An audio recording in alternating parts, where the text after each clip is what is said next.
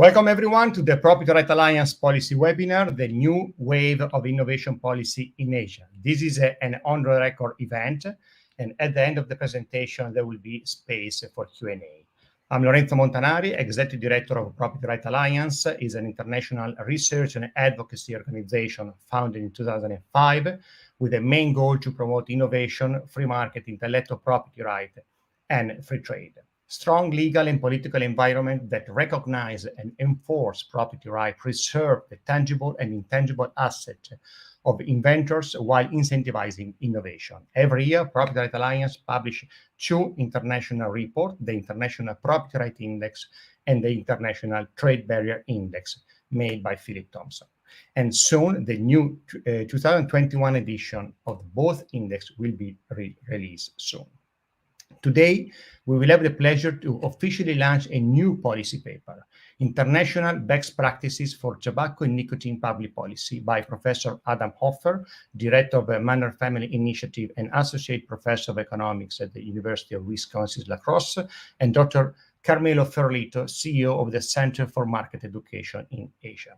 I also want to congratulate not only the main authors, Hoffer and Ferlito, but also Abel Benjamin Lim, Fariq bin Sazuki, and Benedict Weerasena for the outstanding research work about harm reduction policy in Asia.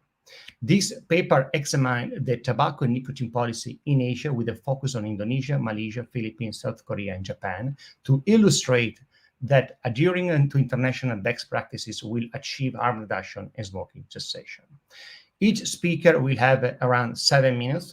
And now I want to invite the keynote speaker. We have a great honor to have as a keynote speaker Dato Sri Idris Yala, former minister at the Malaysian Prime Minister Department from 2009 to 2015, and now president and chairman of Pemandu Associate. Idris Yala is one of the top leading experts on innovation process in Malaysia and Asia. And the title of his presentation is Advocating Harm Reduction as a Policy Principle in Tobacco Control. Idris, the floor is yours. Thank you so much for joining us today to open up this policy webinar. Thank you. Thank you. Thank you very much. I have a few slides that I want to take you through. In the year 2011, Malaysia embarked on setting up a very tough target to reduce tobacco prevalence and to reduce it by right down to 15% by the year 2025. And that was quite an ambitious target. And the good news is that we have made some progress in reducing the prevalence of tobacco, but not enough.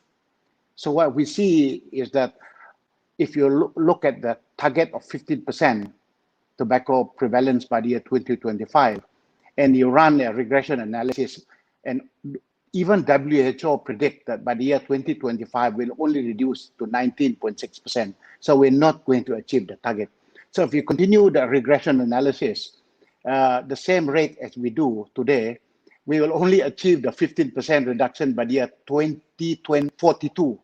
And so it's very difficult to get there in the current way in which we do it now. Next slide, we'll see that there are a lot of independent research that showed, for example, Public Health in England, they've said that the quit rate among alternative, like what's called ENDS and heated tobacco products, is 60% to 70% quit rate success. And so that's very good. Even the US Food and Drugs Organization, they say that the heated tobacco product, the smokeless type, they are modified risk product. There are a lot of research that showed that if you combust a particular cigarette, 10,000 harmful chemicals are emitted. But if you use a heated tobacco product, 90% of the harmful chemicals are eliminated. And so there are a lot of other research that showed that you can look for alternatives that are less harmful. So therefore, need to examine very closely less harmful strategy and approach going forward. Next slide, I want to draw your attention to what other countries are doing. I believe there are two groups of countries in the world. The first group is the countries that take an approach called the idealist approach. The one that simply say black and white, stop smoking. Smoking is bad for you. The other ones is called the pragmatist approach. It is countries that simply take the approach to say that if you don't smoke, don't start. If you smoke, stop. But if you can't stop, shift to a less harmful alternative product. This is called the pragmatist approach. So on far and right are the countries that are doing this. On the left are the ones that are take a very idealist approach, very ambivalent approach to doing it. Next slide that showed, if you take a look at these countries and you compare it against the rate of reduction in tobacco prevalence in Malaysia, we have not been very good in reducing tobacco prevalence. But those countries that took a very pragmatist approach, they've had witnessed a much steeper decline in the tobacco prevalence. For example, in the UK, they've now brought this down to 14%. New Zealand have brought it down to 13%, and Japan down to also 13%. If you take a look at the CAGR reduction, that's about 4% or 4.5% or 3.8%, or even in the case of Japan, 5.2%, as opposed to Malaysia, only 1% reduction CAGR. So you can see clearly if you adopt a less harmful approach, a more pragmatic approach to it, you will see much greater success at doing it. To simply say that, in my opinion, Malaysia should really shift towards more a pragmatic approach to doing it by doing two things. One is to strengthen tobacco control in Malaysia by developing a formal tobacco policy called the harm reduction strategy. So the harm reduction strategy is a very good example of how to reduce tobacco prevalence. And secondly, you need to have differentiated regulations for the less harmful alternatives to smoking, which is called non-combustible nicotine products. So I think if you make a differentiated harm reduction strategy, that means combining 1 and 2, you will see tremendous progress in the way in which we do it. So if we take this approach, I am convinced that we will follow the path of Japan, New Zealand, and also the UK by making successful wins in reducing the prevalence of tobacco in Malaysia. I want to conclude by saying, if we want to see a radical change in the tobacco prevalence in Malaysia, we have to adopt a harm reduction strategy by putting forward differentiated regulations. Thank you. Thank you, Idris, for your presentation and for your personal view. I have a couple of questions for you before moving forward in the first part of the webinar. What is your personal experience in terms of smoking cigarette use, and what motivated you to quit cigarette? Well, I used to be a chain smoker. I used to smoke 2.5 packs a day and was very, very heavy smoker when I was working for Shell. And I actually stopped 24 years ago. And what promoted me to stop was a very simple thing. I had a growth in my throat. It was very, very big. So I went to see the doctor and they took it out. They did a small surgery. It took about 2.5 weeks for them to do a lab test, whether it's malignant or benign. I said to myself, my God, my youngest son was only about a year old. If I don't survive this, the doctor said if it's malignant, you have probably about 2.5 months to live with this because it's already quite big and very advanced stage. And so I made a pledge with God. If he gave me an opportunity and give me a second chance, I'll never ever touch cigarette ever again. And so the good news for me was when the lab result came and it was found to be a benign. And so therefore, since then, I have stopped completely. I went cold turkey, I've stopped smoking. I've not touched a cigarette since now for 24 years. Thank you for your insight, for your personal view and experience. Thank you again for joining us today. It's a great pleasure, and thank you for your presentation. I think is extremely important to understand how disruptive innovation, how this harm reduction policy can really change the life of millions of people. Thank you again, Idris Yala, for joining us today. We're going to move now to the first part of the webinar. I'm going to add Professor Hoffer and Carmelo as well.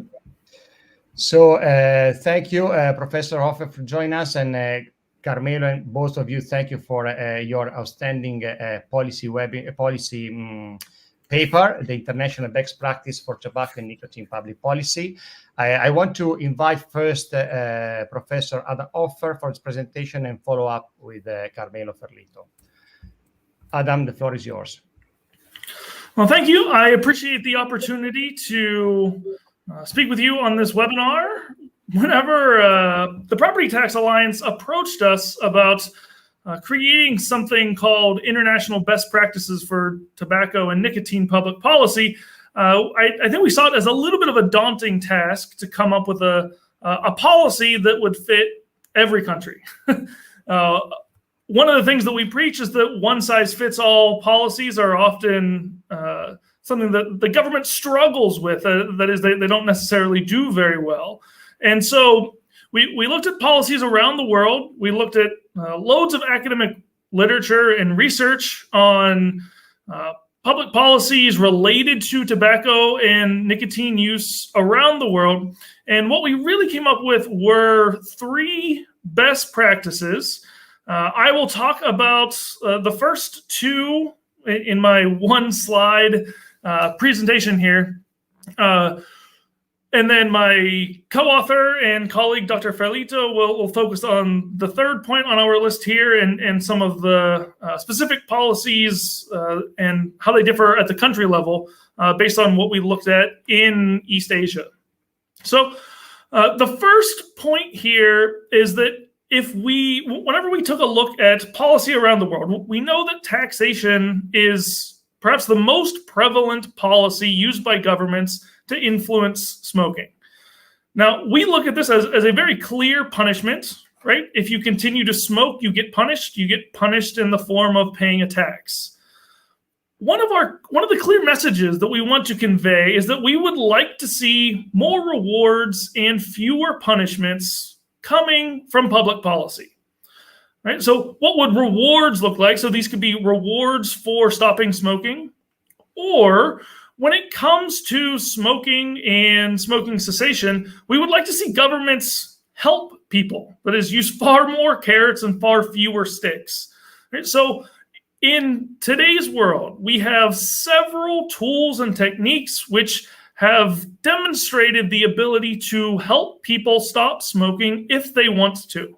And these techniques can rely from nicotine cessation technologies, the most popular ones being things like Nicoderm CQ and patches and gums that can help people stop smoking, to things as simple as doctor's visits and regular meetings with physicians. So what we want to do is we want to offer incentives for people to smoke less, and we want those incentives to be overwhelmingly positive in nature. That is, again, rewarding people and offering fewer punishments. So where do we come down on taxes? We want to see fewer taxes. If possible, we would like to see taxes eliminated. Now, why is that? Well, when we look at the bigger picture, if we look at the overall health and well-being of individuals who smoke and their families, what we know are that taxes tend to be a really blunt policy tool, and they tend to be rather ineffective. Now, of course, we know that if we increase the price of anything, say through a tax, people will consume less of it. But we know that with addictive substances like nicotine and tobacco, that those decreases in consumption come really slowly. It takes a big increase in price to have a small decrease in consumption. So what that means is that overwhelmingly, most smokers continue to smoke and just pay higher taxes. Now, what does that mean? That means that they're left with less money in their pocket, less money for their families, less money to spend on other things. We also have a pretty good idea of who smokes. And when I say who, I mean across the income distribution. Smoking is really highly prevalent among low-income households. These are the households who can least afford to pay taxes.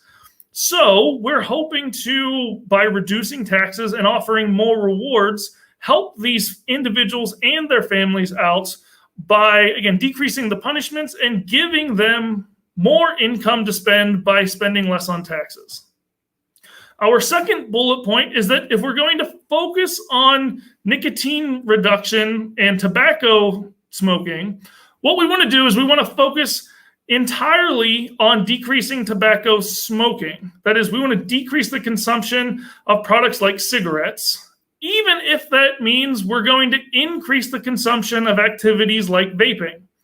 When we look at the aggregate harm caused by consuming these goods, we see that smoking tobacco, smoking cigarettes, comes with far more risks and dangers, both to the individual that smokes, but also if we include things like secondhand smoke and other damage and harm that can come, we see that the overall costs and the damages caused by smoking things like cigarettes are far greater than things like vaping and e-cigarettes and these other new innovative products that have come on the market. So we want to focus our policies, focus the goal of reducing tobacco smoking. We want that to be our focus. And again, if that comes with increases in things like e-cigarettes and vaping, that is still a win if we can get a smoker to switch from smoking cigarettes to e-cigarettes. For our third point, I'm going to save my talking points on that and let Dr. Ferlito have the stage there. I will hand things over to Dr. Ferlito or Lorenzo, whoever's coming on next after me. Thank you, Adam, for your presentation, again, for your contribution. I want to introduce Dr. Carmelo Ferlito. He's the CEO of the Center for Market Education, one of the top free market think tank in Malaysia. And thank you, Carmelo, for joining us and for your contribution. The floor is yours. Thank you. Can you put on my presentation?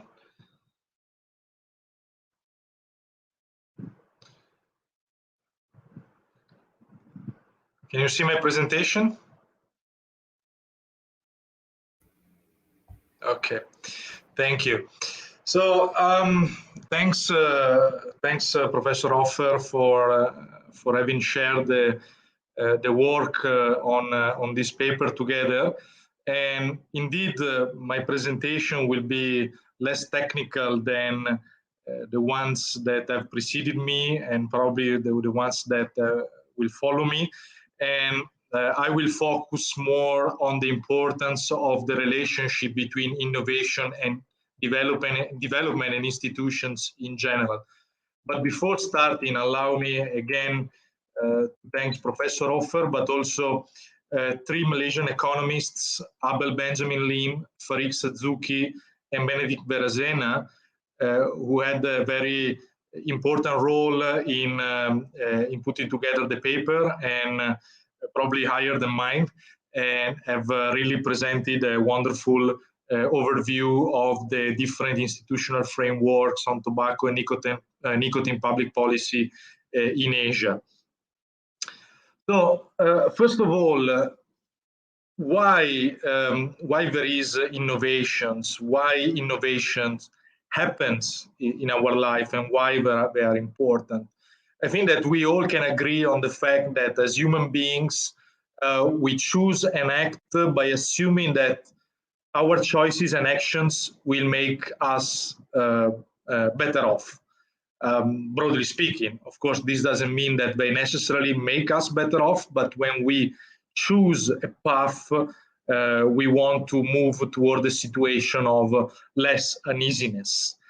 And when we do this, we exercise our creative power. We as human beings are creative by nature. And therefore, we are constantly engaged in finding new answers to new and old problems. And innovations are indeed the successful result of creative mental processes. This is a very unique human feature. So we propose, we invent, we create new answers that make us better off and change our lives with new products, new production methods, new markets, new raw materials, or new organizations. And innovations generate development. Okay, this is very, very important. Innovations generate development, and this is very much stressed in the works that the great economist and historian Deirdre McCloskey did on what she called the Great Enrichment, a process of enriching humankind from the 1900s until today, and how this came about. And then McCloskey, with her usual strong rhetoric, says, is technology stupid? It's improving how we do things. So development is not just piling up more bricks, more tools, but thinking of better ways to use them, better buildings, better ways to use also human capital. And this is what made us rich. And why this happened precisely from 200 years ago? This is because at the end of the 18th century, at first exclusively in Northwestern Europe and its offshoots, the new philosophy of liberalism began to speak in earnest of political egalitarianism and adult empowerment. It was the result of a long series of liberating accidents. So there was a very clear cultural framework, philosophical framework that preceded the Great Enrichment. So it was not primarily a material change, but a cultural change. A technological change follows a cultural change. But innovations to happen and thrive indeed and generate development need an adequate institutional framework. That cultural change couldn't happen without the right institutions. And this institutional framework needs to be rooted in liberty. So experimentation and innovation thrive, happen, and better our life when they are welcome, encouraged, and incentivized. So to encourage a new wave of innovations, public policy should focus on encouraging and incentivizing experimentation while removing as many barriers as possible from the work that is necessary to create, develop, and sell new products. This is very important.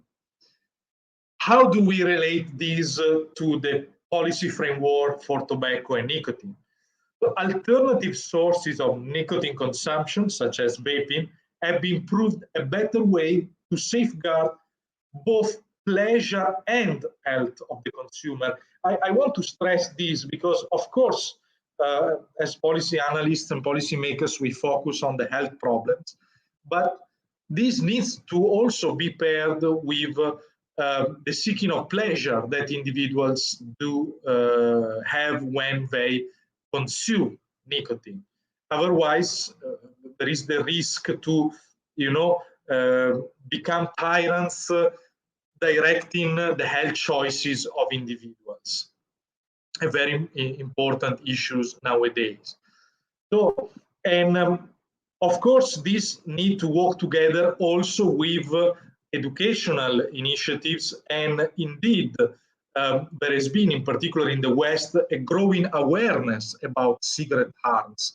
And it has been primarily this growing awareness that have generated innovative responses to the desire of nicotine consumption. An adequate framework should emerge where these innovations are not only allowed to happen in the minds of entrepreneurs and innovators, but are allowed to reach the market and reach the consumer properly. Unfortunately, the current policy framework in Asia with reference to tobacco and nicotine consumption is very fragmented, and a higher degree of international discussion, at least at ASEAN level, I think would be welcome to learn from successful stories worldwide and in the region, and to bring both a high degree of pleasure and health to nicotine consumers. Thank you very much. Thank you, Carmelo, for your presentation, for your insight, for the detailed way you provided, and for the way it shows how international best practice can really change life. We're going to move now to the second part. We leave the time for the question later. I want to invite now Professor Elon Kohn. He's a PhD in economics in Harvard, from the Harvard University. Since 2010, Professor Kohn is working at the Graduate School of Public Administration, Seoul National University. Professor Kohn is particularly interested in the principal agent problem and innovation in public and private organizations. His current research topics include the theoretical and empirical analysis of governance indexes, specific human capital, and entrepreneurship. Professor Kohn will present today a policy paper, The Effect of Differential Inflation Indexes, Specific Excise Taxes for Cigarette and E-Cigarette on Sales and Tax Revenue. At the end of his presentation, Professor Hoffer will provide some comment as well. Professor Kohn, thank you for joining us, and the floor is yours. You need to mute yourself.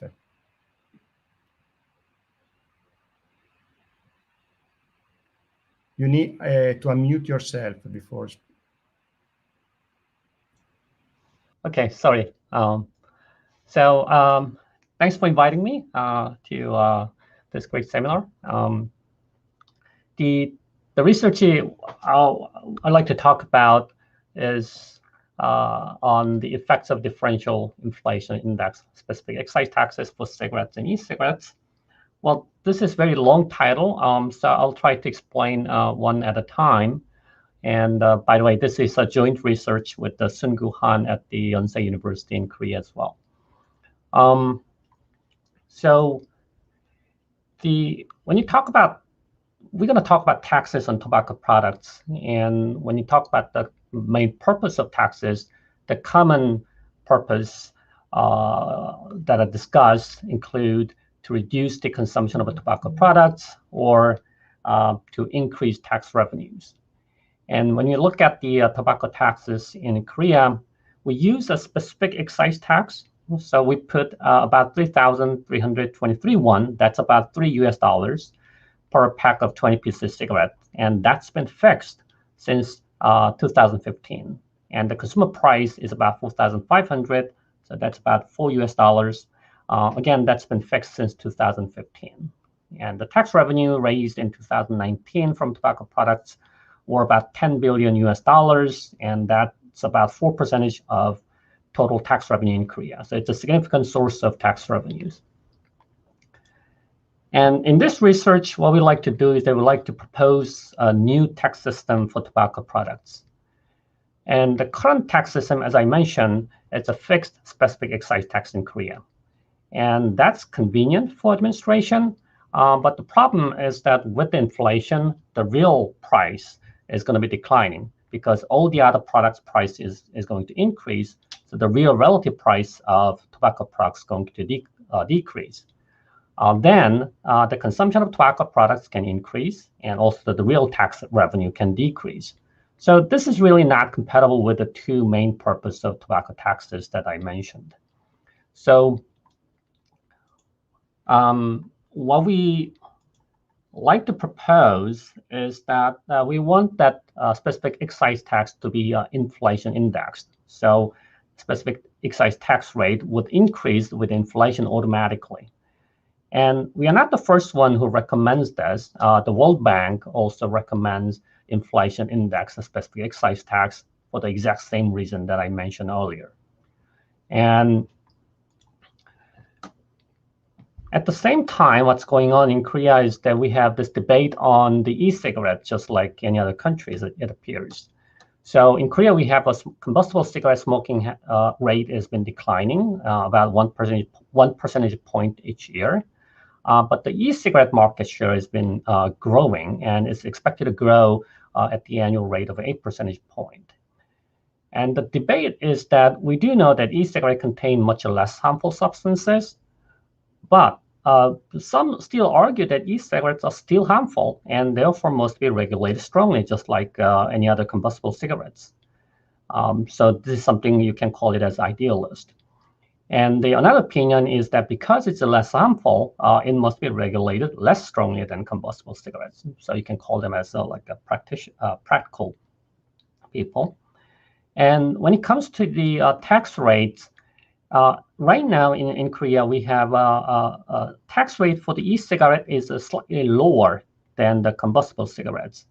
So the idealist would argue that the tax rate for the e-cigarette has to increase and has to become same as the tax rate for the combustible cigarettes. On the other hand, the practical people would argue that because we want to promote e-cigarettes instead of cigarettes, combustible cigarettes, they argue that tax rate for the e-cigarette has to be lower. Now, this debate is related to whether e-cigarette is harmful or not. So what we like to do in this research is that we like to step away from this debate, and we like to purely focus on the tax revenue issues. Okay, so for the moment, let's forget about whether e-cigarette is really harmful or not, and let's just simply focus on tax revenues. And we do know that combustible cigarette demand is inelastic to the price. So in other words, the combustible cigarette demand is not very sensitive to the price. But a lot of research shows that the e-cigarette demand is elastic to the price. In other words, e-cigarette demand is very sensitive to the price. Then what we know from economics is that if you want to maximize tax revenue, it is efficient to impose higher tax rates on inelastic products and lower tax rate for the elastic products.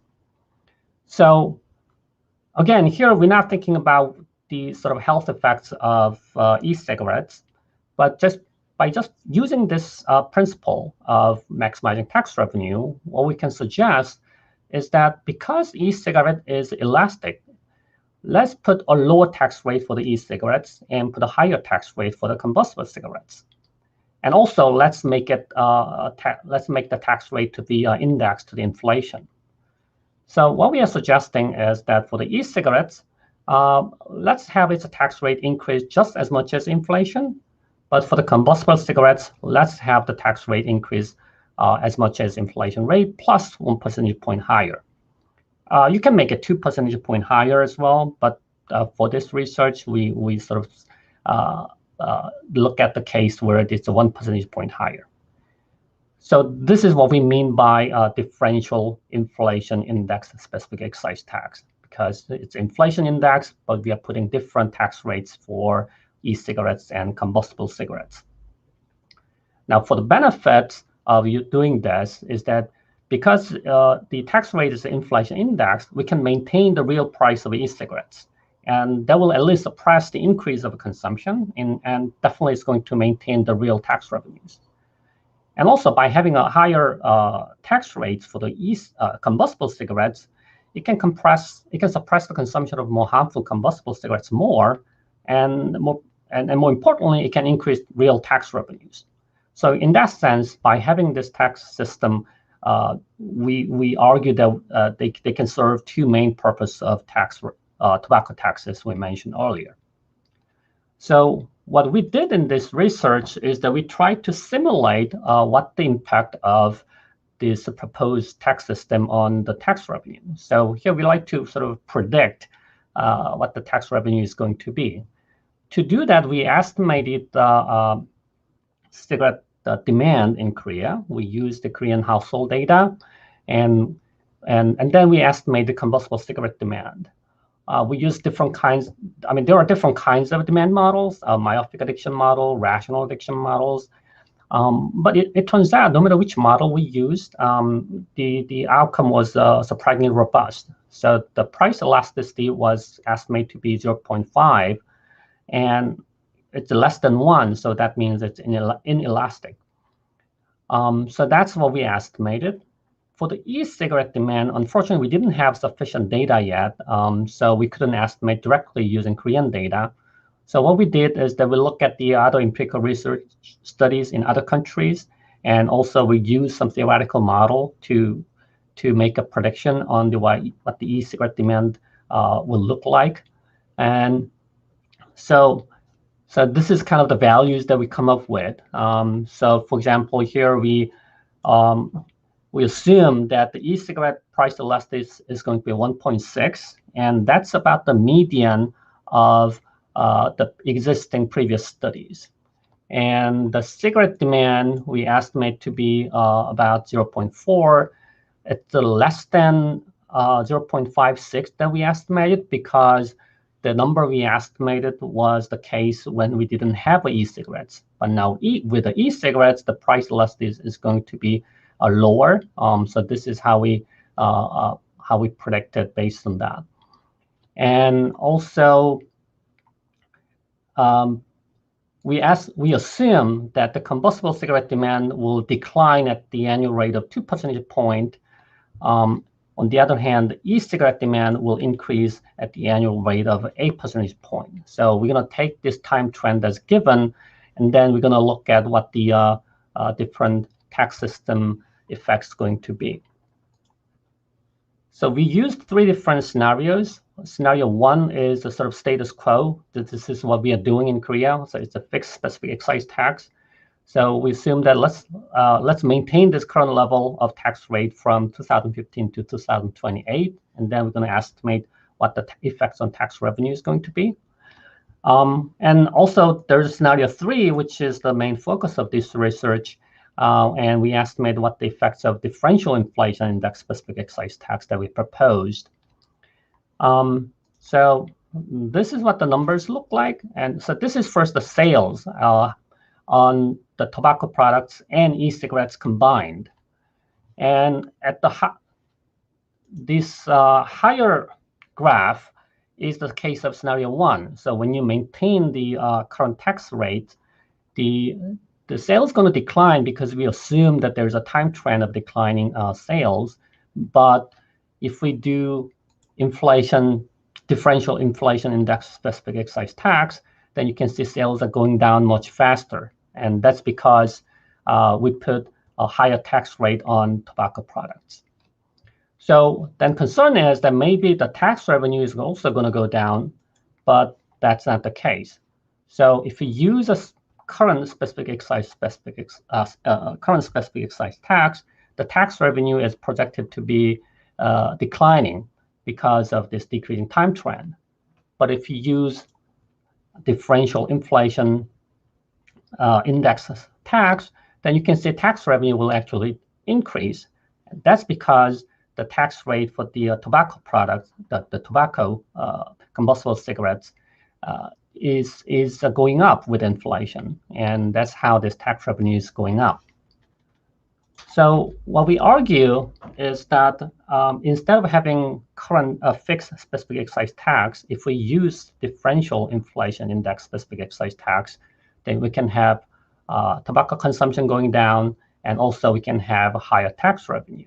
So in that sense, that this new tax system we propose can serve the 2 main goals of tobacco products better.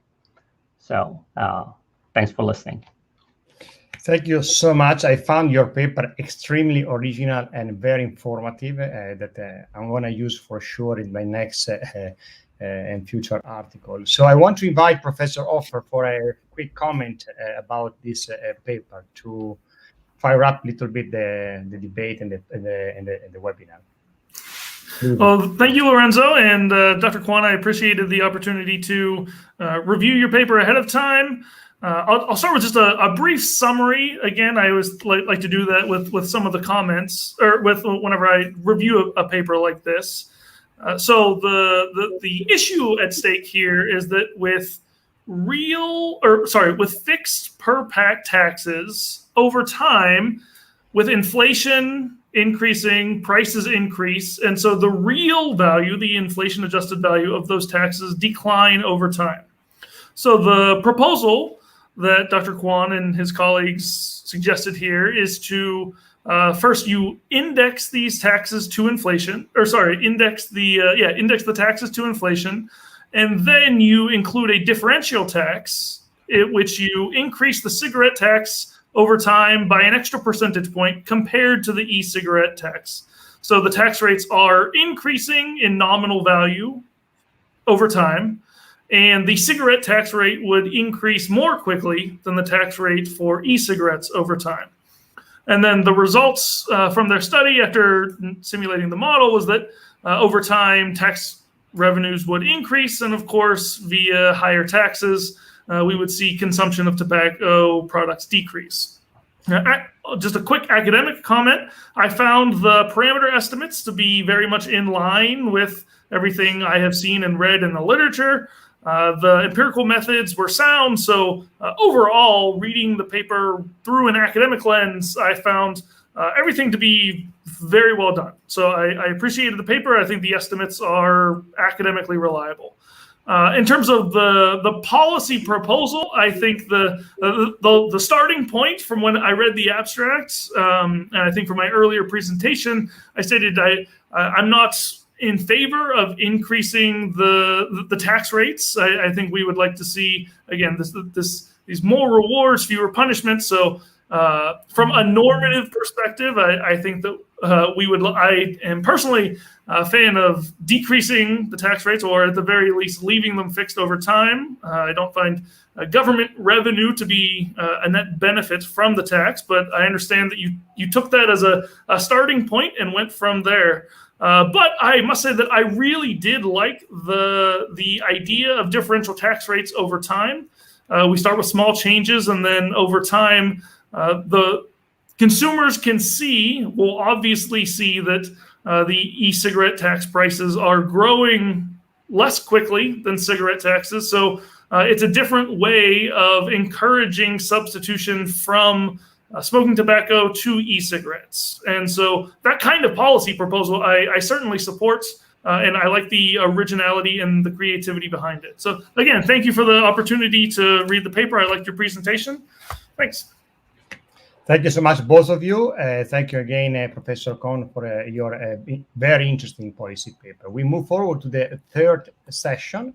I'm going to remove you both and add a new speaker. We are entering the third part and the last part of the webinar, where we invite our speaker not only to provide a comment about their own country, but also to make a comment about the white paper presented before by Professor Hoffer and Dr. Ferlito.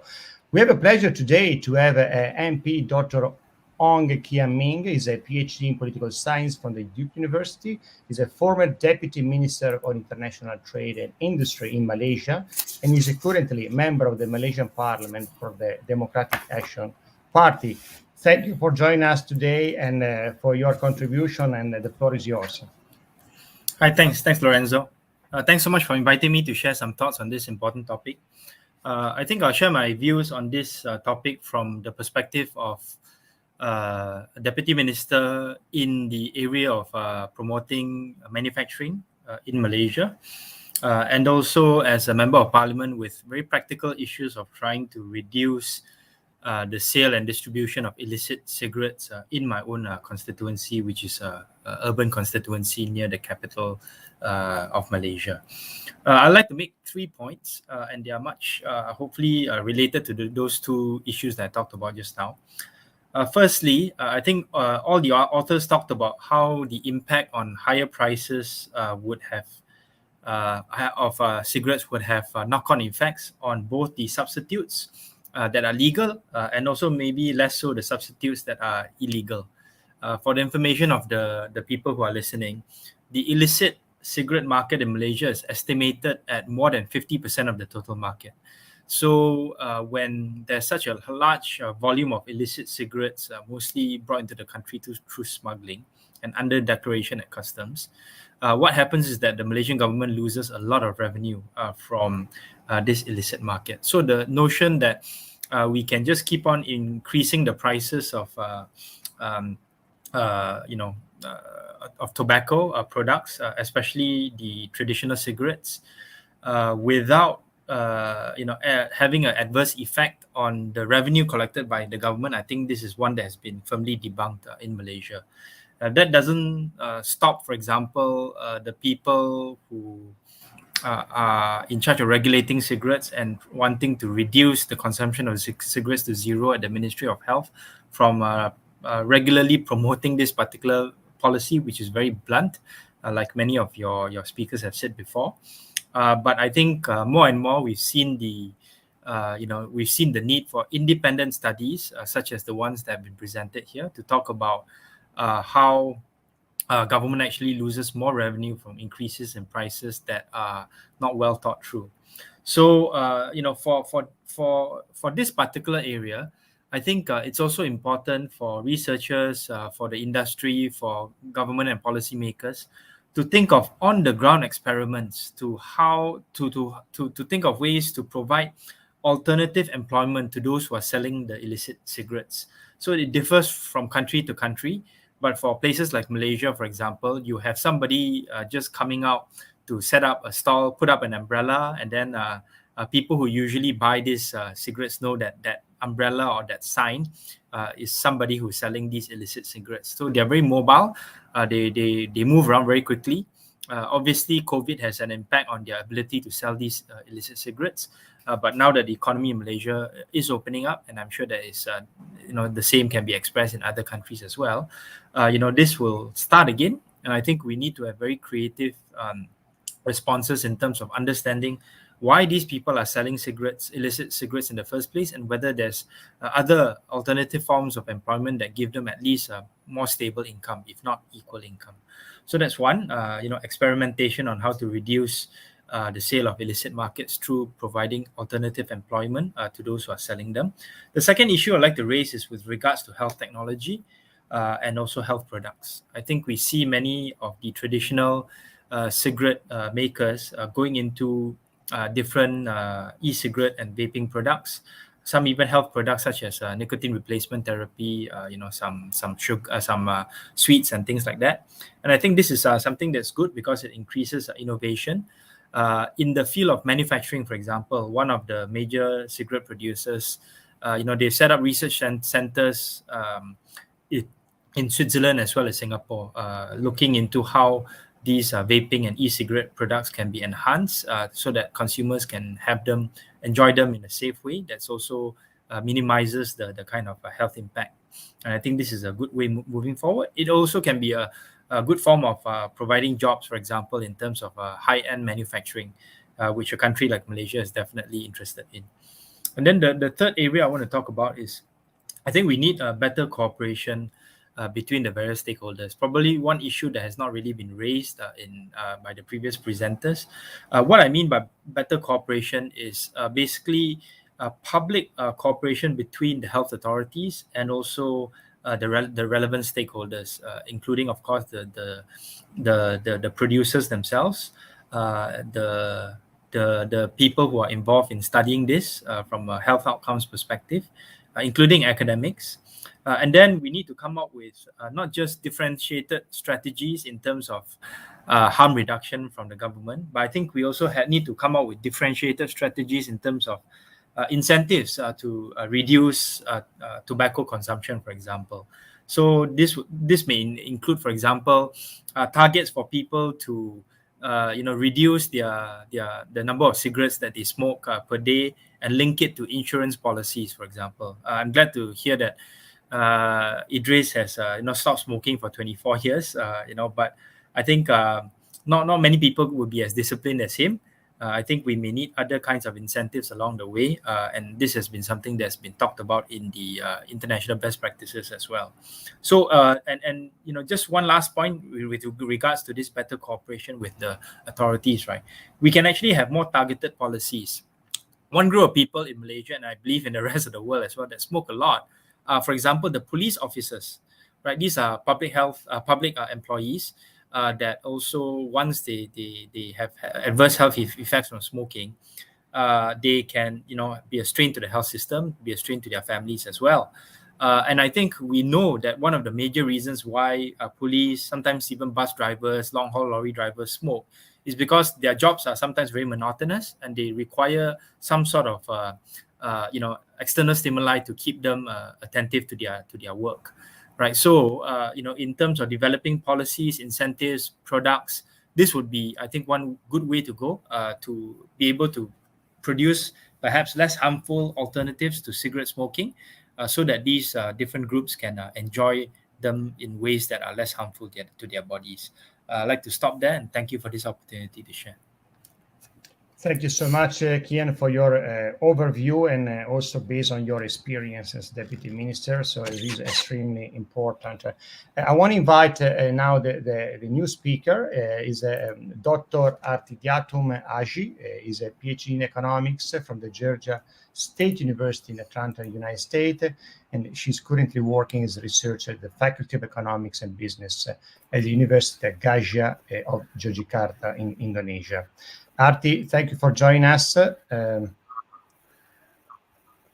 you with us? We don't see you in the screen.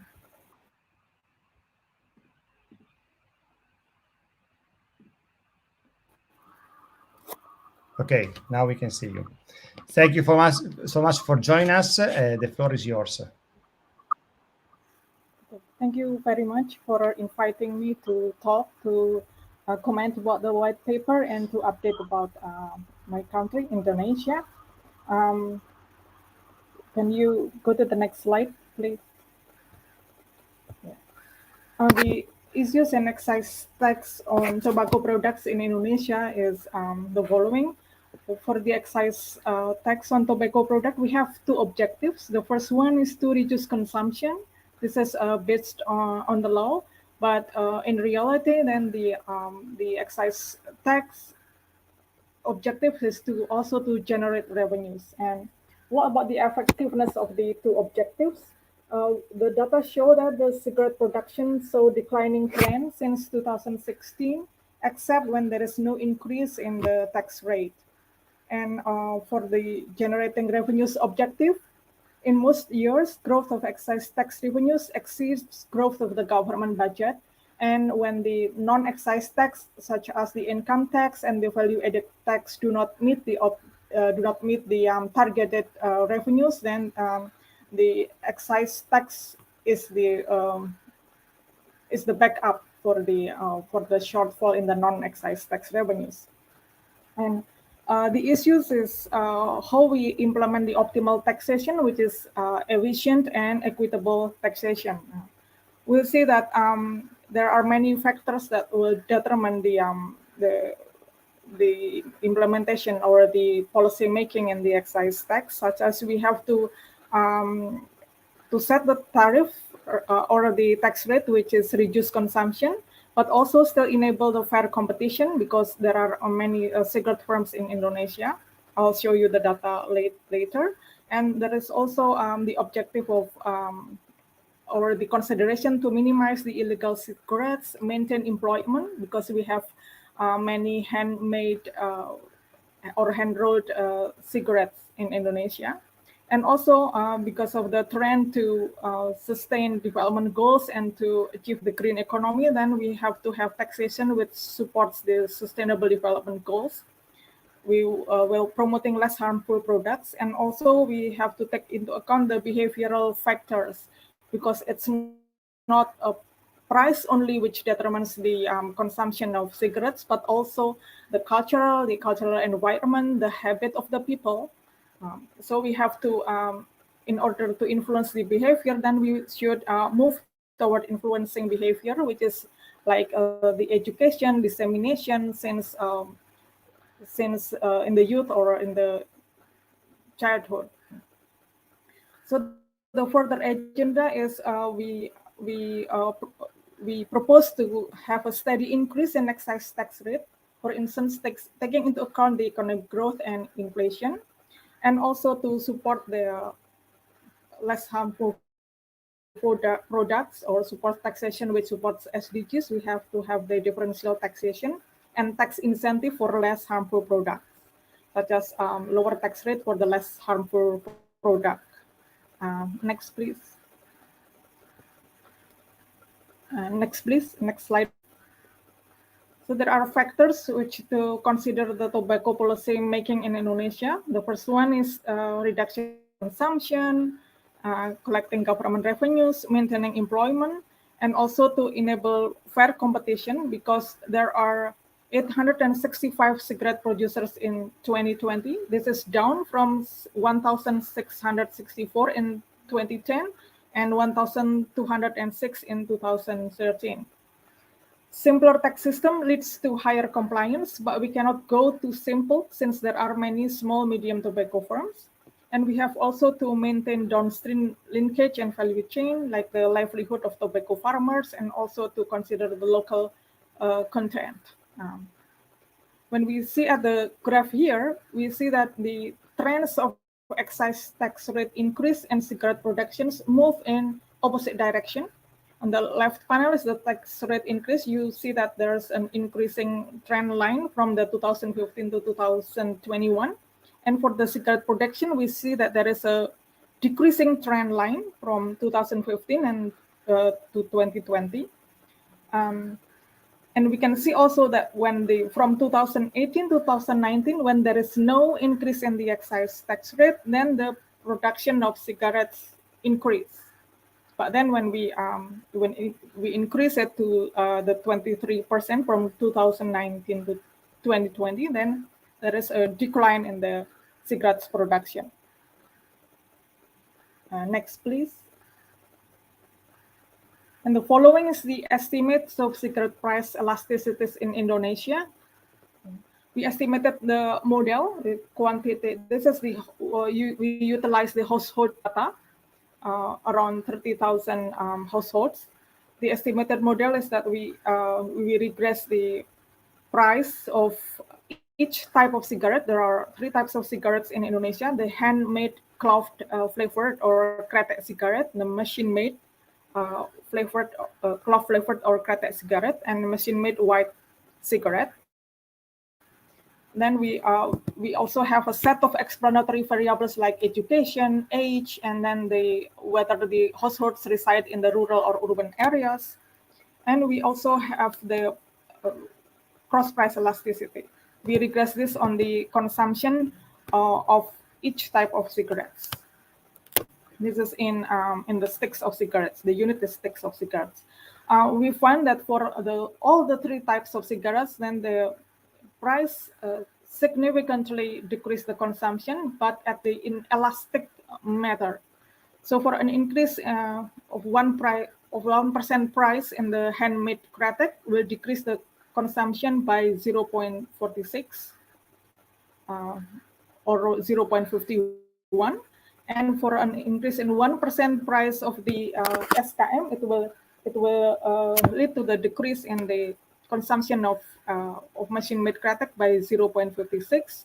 And then the interesting phenomena is for the 1% increase in the price of machine-made white lead to a decrease in consumption by 0.82%.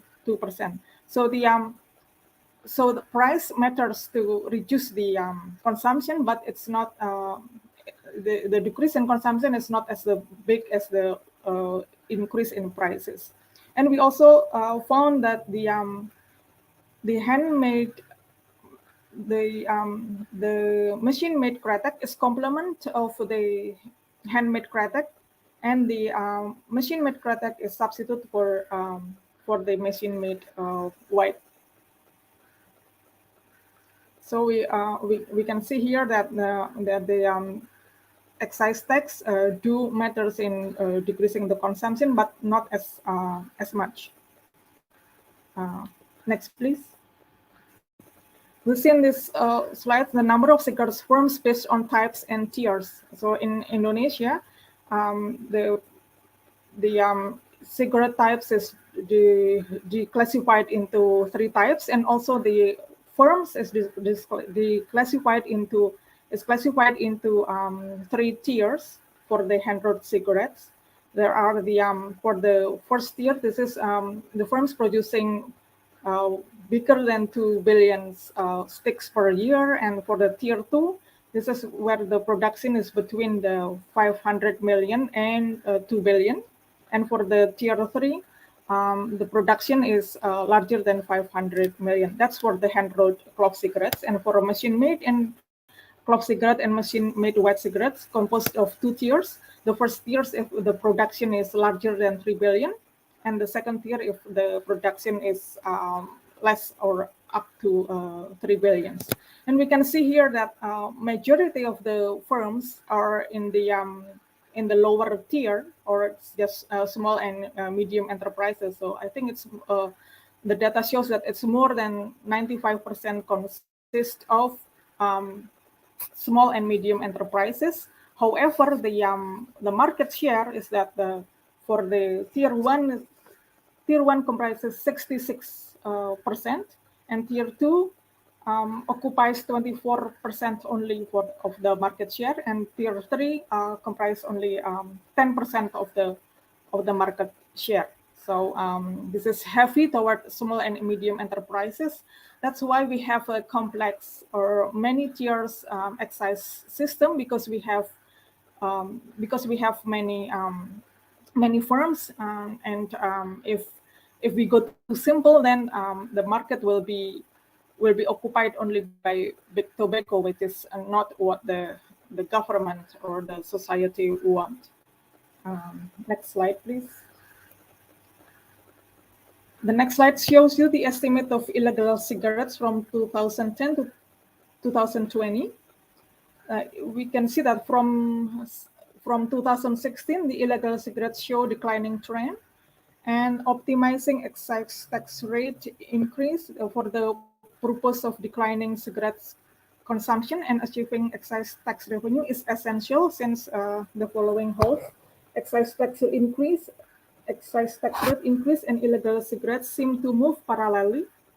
So if the government increase the excise tax rate too heavily or too high rate, then the illegal cigarettes will increase, because the consumption is inelastic. So if the excise tax rate increase too much, then the price increase too much, but the consumption will decrease, but there is some switch or substitution from legal cigarettes to illegal cigarettes. That's why there is a parallel direction between excise tax rate increase and the illegal cigarettes. So I agree with the need to move toward influencing behavior, such as education and dissemination. And from our qualitative study, we can only show that the switching behavior is caused primarily because of the health concern. So if the individuals think that smoking combustible cigarettes will give adverse effect to their health, and then they can switch to the non-combustible cigarettes. And it's only the health factors that are playing. Well, price do matters, but it's not as big as the decrease in consumption is not as big as the hike in price. Next slide, please. The next slide shows you that excise tax rate increase and the magnitude of illegal cigarettes tend to move in similar direction. So we cannot implement a too high excise tax rate, too high increase in excise tax rate, because then it will increase the illegal cigarettes. And the next slide shows you the number of tax brackets and illegal cigarettes. They also move in parallel fashion. So the right panel is in the number of brackets. Like in 2014, there are 13 numbers of brackets. In 2016, there are 12. And then from 2018 up to now, we have 10 layers. And we can show that the illegal cigarettes also, the trend is also decline, in line with the decline in the number of brackets. So simple tax system leads to higher compliance, but we cannot go too simple because we have other considerations, such as the fairness for competition, and also we have to maintain the employment, especially in the hand road kretek. Next, please. Here we decompose the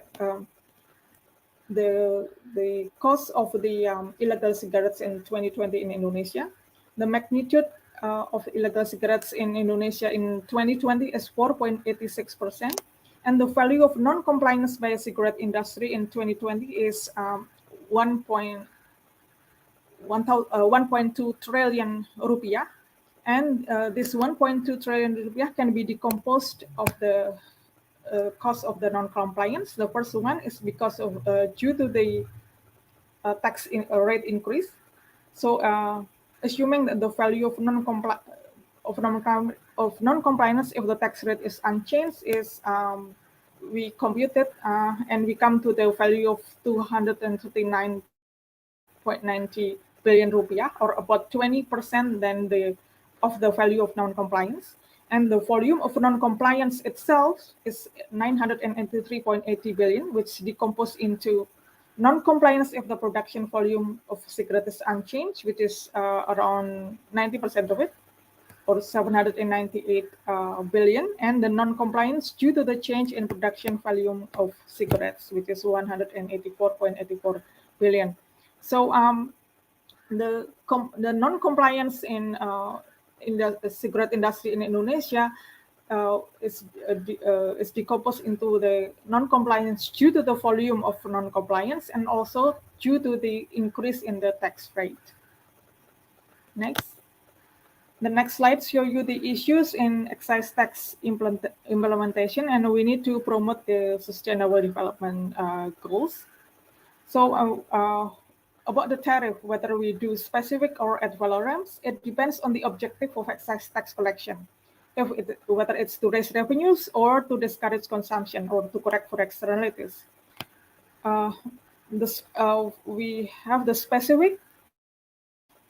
If there is specific tax rate, then it will reduce the relative price difference between low-priced goods and high-priced goods. So this is suitable for discourage consumption goal. That's for tobacco products. But for the ad valorem, this is, if we apply the ad valorem tax, then this will increase absolute price difference between low-priced goods and high-priced goods. So this is only suitable for raise revenue goals or suitable for tax on luxurious goods. So if the goal of the government is to decrease consumption, like for the tobacco products, whether this is the harmful one or the less harmful one, whether this is the conventional or the non-conventional, then the best tariff is the specific tariff. And we will also propose for the differential taxation to promote sustainable development and innovation of less harmful products, such as for biodegradable plastic versus the non-biodegradable, and for the electric vehicle versus motor vehicle, and also for less harmful tobacco product versus the conventional cigarettes. I think from the angle of efficiency and also from the equity, which is we can have the differential. Sorry, for the horizontal equity or vertical equity, we can treat differently for products which are different, like for less harmful product and harmful products. Then they should have a differential tax rate. I think that's all from me, Lorenzo. Thank you very much. Thank you so much for your presentation, Arti. Very, very insightful, full of information that we're going to use in our for our future reference. We're going to move now from up to Japan. I want to invite now Yuya Watase. Is our Profit Right Alliance partner in Japan. Is a president of the Pacific Alliance Institute. Is one of the most influential think tank based in Tokyo. Yuya is well recognized as a free market political media pundit in Japan. Is also a co-founder of the Japan-US Innovation Summit, one of the most important free market economic summit in Japan. Yuya today is going to play a true role because unfortunately the former MP Fukuda from the Liberal Democratic Party will not be able to join us today because of some health issues related to the pandemic. So we really wish all the best for a prompt recovery. Yuya will read a statement on behalf of MP Fukuda, despite providing his comment. Before introducing Yuya, I want to show a video that Yuya sent me about health and business management in Japan. Video that is on harm reduction policy. I found extremely important. 長寿の時代、社会保障費の増加や老後の問題など、長寿不安という問題が深刻化しています。さらに長寿不安は政府への不満となって増幅し、経済や社会生活の安定を揺るがす国政問題へと変化してきています。これは多くの先進国において顕在化している問題で、新たな経済安全保障上の課題と言えるでしょう。日本ではこの課題を解決するために、健康経営という日本独自の新しい秩序のルール化が始まっています。この健康経営は平均寿命と健康寿命の差をできるだけ縮め、不安のない健康長寿社会の実現を目指す上で有効なルールと言えます。経済安全保障の議論の高まりを受けて、昨今人権問題が政策上重要になりつつあることから、従業員の健康維持を促し、基本的な人権を尊重する健康経営は、権威主義国に対する人権外交としても価値を持つはずです。つまり健康経営の国際ルール化は、経済安全保障上の課題解決とともに日本のプレゼンスを高める有効な手段となるのではないでしょうか。この日本独自の健康経営において重要な役割を担っているのが定期健康診断です。日本の健康診断では、健康寿命を低下させ生活習慣病を引き起こす行動として健康診断5項目を設定しています。食事、飲酒、睡眠、運動、喫煙です。これらをコントロールすることが生活習慣病リスクを減らし、健康寿命を最大化することにつながりますが、ついつい続けてしまう生活習慣を変えていくことはそう簡単ではありません。そこで注目されているのがハームリダクションライフスタイルです。ハームリダクションライフスタイルとは、ハームリダクションプロダクトを利用して生活習慣病を引き起こすリスクを無理なく低減する生活スタイルです。例えば特保です。好きな食事と一緒に特保を飲むことで、血糖値の上昇や過度の脂肪の吸収を防ぎ、生活習慣病を引き起こすリスクを低減してくれます。このようにハームリダクションプロダクトを日常生活の中に一定量取り入れることで、ストレスなく生活習慣病の発症を防ぐ。これがハームリダクションライフスタイルなのです。それでは具体的にハームリダクションライフスタイルの例を見てみましょう。通勤、運動ゲームアプリで楽しく徒歩を増やす。昼食、アプリで健康メニュー選び、特保飲料が脂肪の吸収を抑える。会食では脂肪吸収抑制サプリと血圧を抑える特保の栄養ドリンク。就寝前なのでカフェインレスコーヒーと加熱式タバコでリラックス。このように生活は変わりなくハームリダクションプロダクトを消費します。ハームリダクションライフスタイルが全国民に浸透すれば、おのずと健康寿命は伸びることでしょう。例えば150円の商品を 5% 値引きすると、およそ2割の行動変容が見込めるという学術的な研究結果があります。そこで国が中心となり、生活におけるハームリダクションプロダクトの選択量を2割以上にする行動変容のルール形成を目指してみてはどうでしょうか。これがハームリダクションライフスタイル政策です。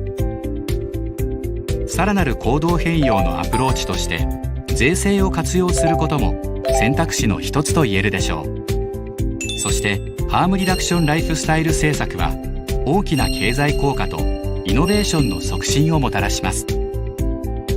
多数の国内の関連企業、団体がメリットを享受できます。デジタル化による健康データ活用は、健康診断の低コスト化にもつながります。このようなイノベーションの実現のためには、国民がシームレスにデータを活用できるプラットフォームを用意することが不可欠です。プラットフォームの運用においては、マイナンバーの活用も有効です。このようにハームリダクションライフスタイルを取り入れた健康経営のルール化は、不安のない健康長寿社会の実現のために健康寿命を最大化します。長寿大国である日本がいち早くこのルールを導入して長寿不安を払拭できれば、世界各国から注目され、新秩序としての国際ルール化が望まれることになるでしょう。これは日本のプレゼンスを高め、新たな市場を創造する絶好のチャンスなのではないでしょうか。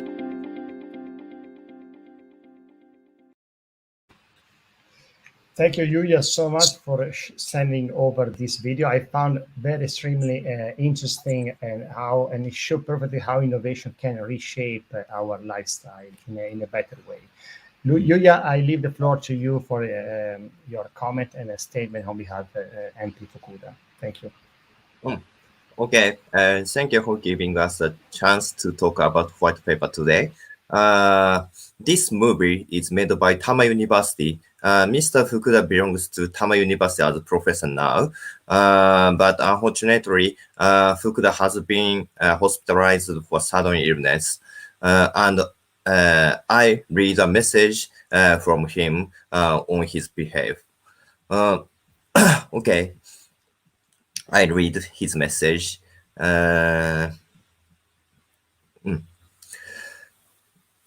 Former Deputy Minister of Cabinet Office, Benedict Fukuda. The direction of Japan harm reduction policy is beginning to become a unique rule of health and productivity management.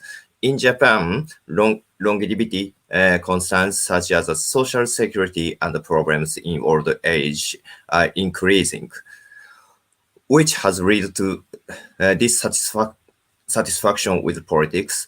Health and productivity management is a method to eliminate this anxiety. Health and productivity management is intended to reduce the difference between life expectancy and health life expectancy.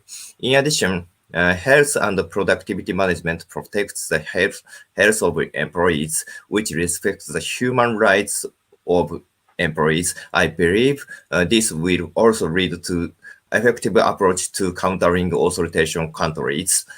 By becoming an international rule on the idea of health and productivity management, it will be one of the solutions to economic security issues. In Japan, sleep, exercise, diet, drinking, and smoking are attracting attention as a factor that increase the risk of lifestyle-related disease. However, it is difficult to reduce the risk by improper behavior. The key to reduce this risk is the harm reduction lifestyle. The way to do this is to actively utilize harm reduction products. Instead of usually banning existing products, the point is to extend healthy life expectancy by using HRP without changing the life until then. For example, commuting using exercise game apply, selecting a health menu in lunch by apply, healthy promoting beverages suppress fat absorption, consumption of fat absorption suppression supplements, and blood pressure suppressing beverage at dinner, and relaxing with caffeine-less coffee and heated cigarette before going to bed. Therefore, it is possible to form rules aimed at promoting policies that promote behavioral change with a selection amount of more than 20% for HRP. It is also important to use policies such as a tax cuts to promote the use of HRP. In Japan, tobacco tax is scheduled to be increased from October 1, 2021. However, there is a big difference in the amount of price increase between cigarettes and heated cigarettes. If a person who smokes a cigarette box a day switch to heated cigarettes, he can save 100 20,000 yen, about $1,000 per year. Currently, the use of heated cigarette is promoted by difference in the tax increase tax rate, but it is possible to further promote to use heated cigarettes by reducing tax on it.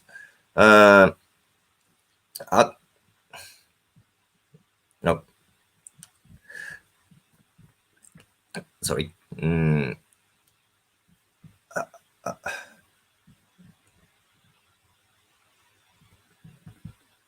Okay.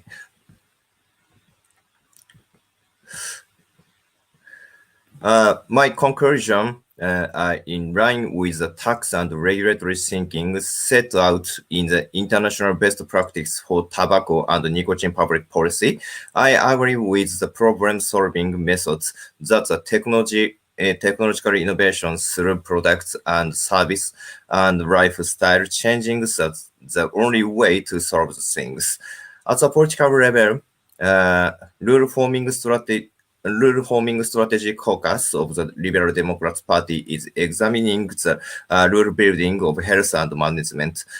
We see it as an opportunity for Japan, a long-lived country, to increase its presence and create new markets by making rules faster than other countries.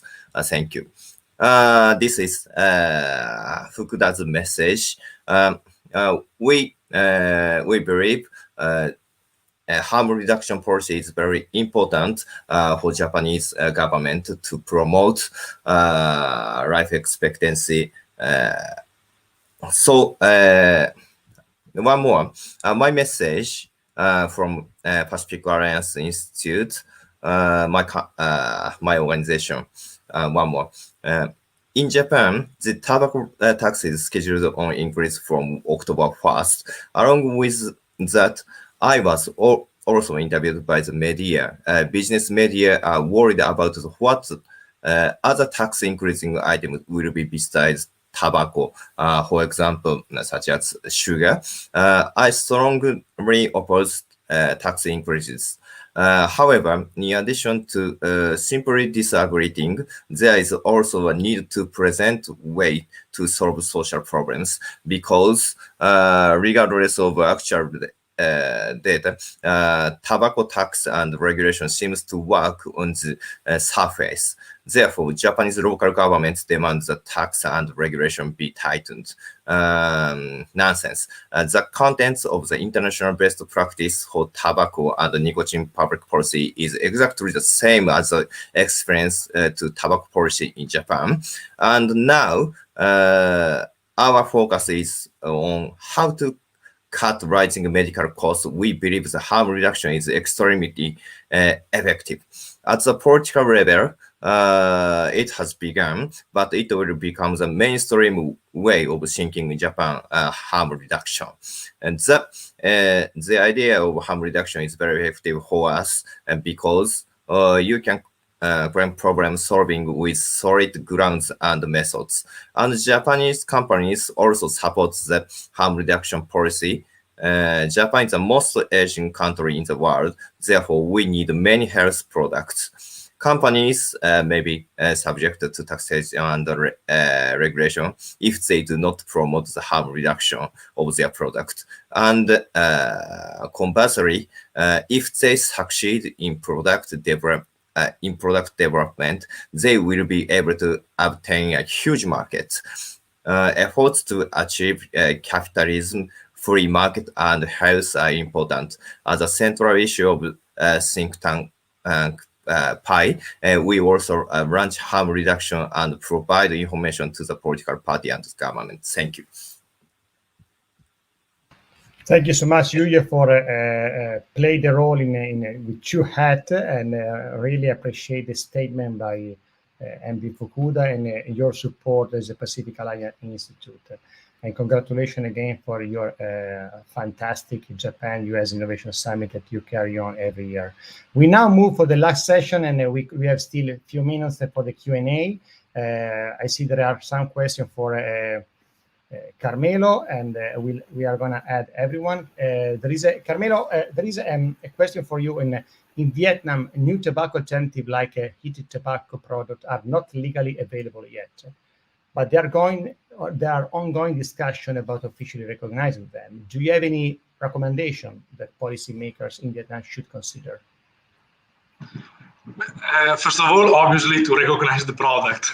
That would be the most obvious starting point. And I think that because of the role that Vietnam is playing currently in ASEAN, which is a very important and growing role also in the race for attracting FDIs. I have to say that Indonesia and Vietnam are outplaying Malaysia in this moment in attracting also manufacturing type of investment.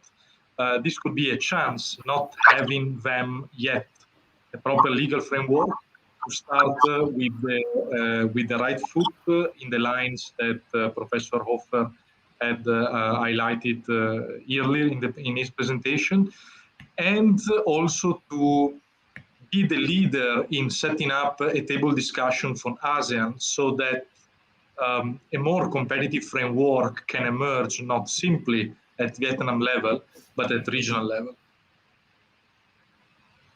And another question for you, Carmelo. What is innovation? How is it beneficial for people's life? And how can an adequate policy framework incentivize innovation?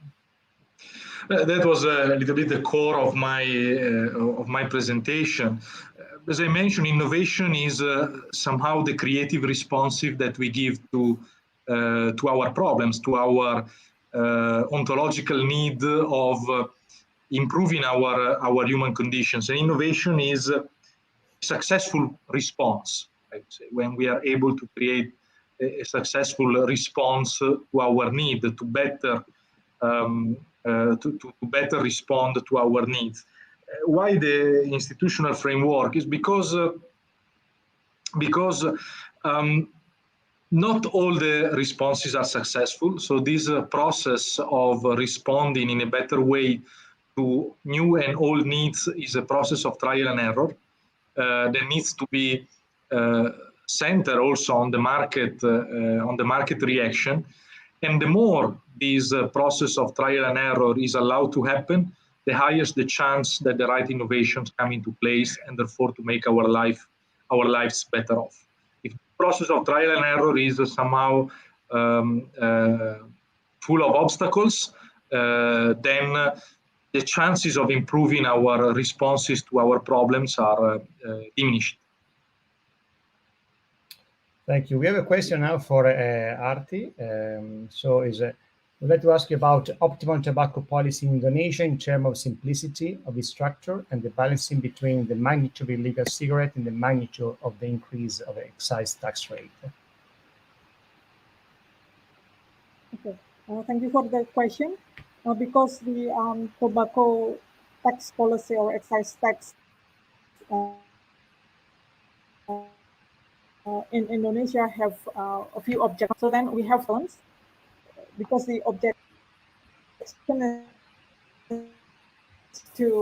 objective is to decrease consumption and also to generate revenues, but we also have to maintain employment and also to maintain the illegal cigarettes at the low level.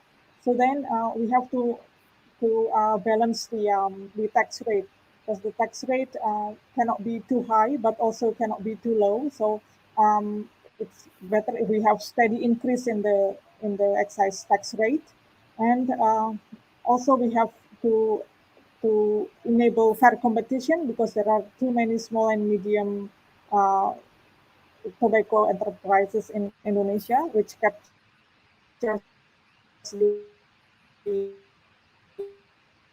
90% of the more than 90% of the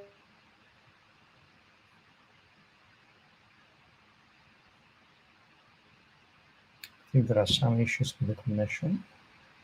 There will be monopolized. So we have to balance it, and also we have to move to the taxation which promotes sustainable development goals, which is to have differential taxation is a good one. So the main message is there are many factors that decision.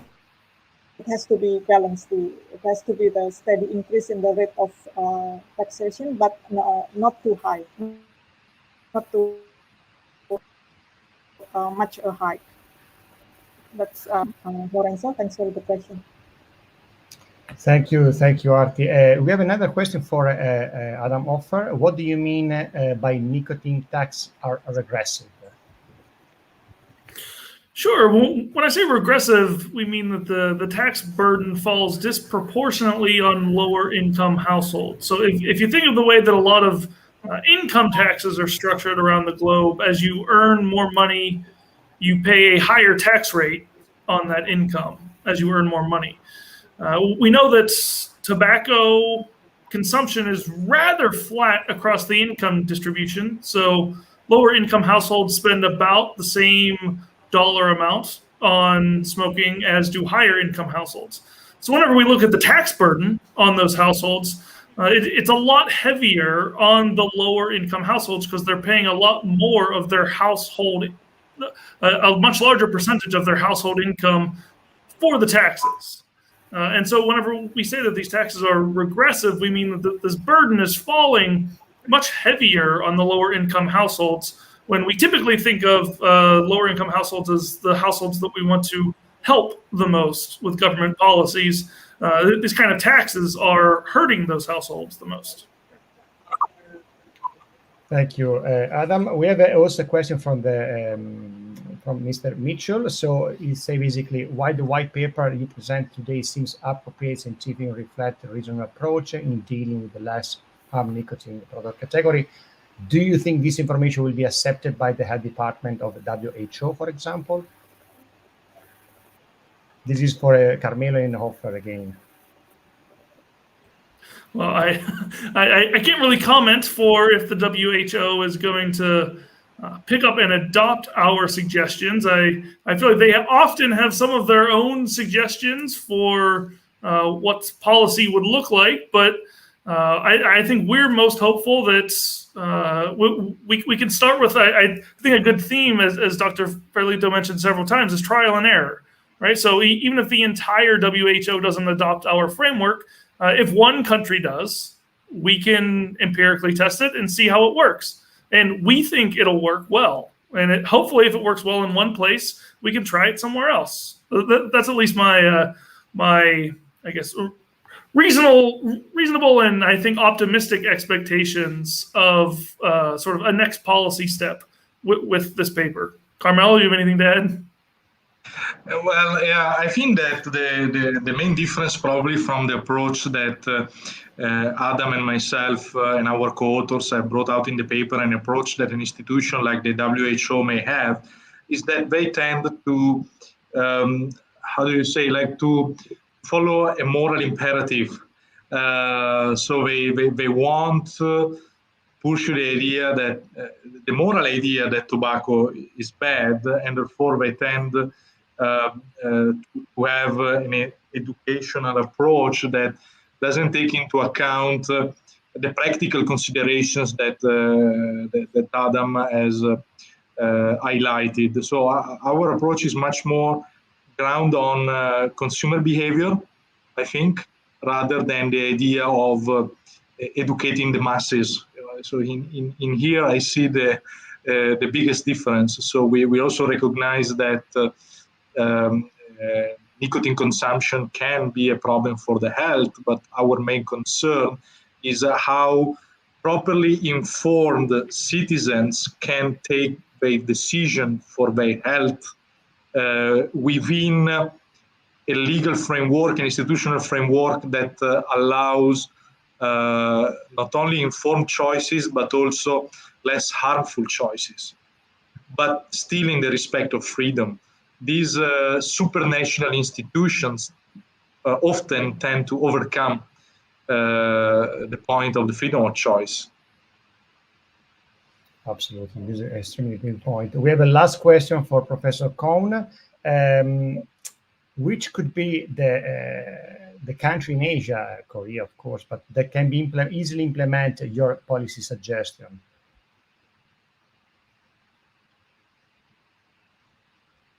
You need to unmute yourself. Thank you.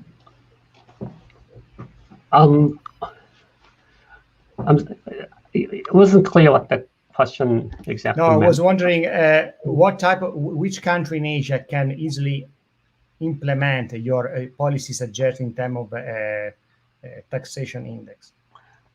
Well,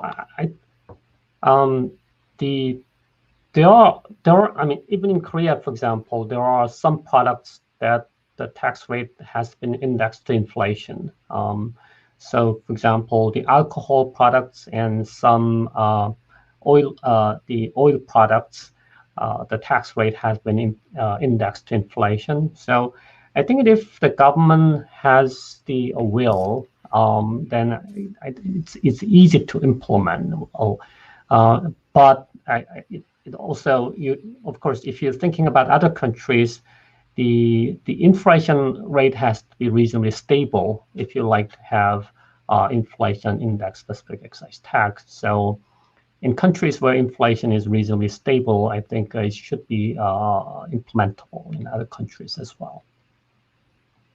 Thank you. So we can conclude, because it's already more than 1 hour we are going on this interesting debate. I think we can conclude that the government regulation that have the intention to curb nicotine use often violate property rights and raise trade barriers.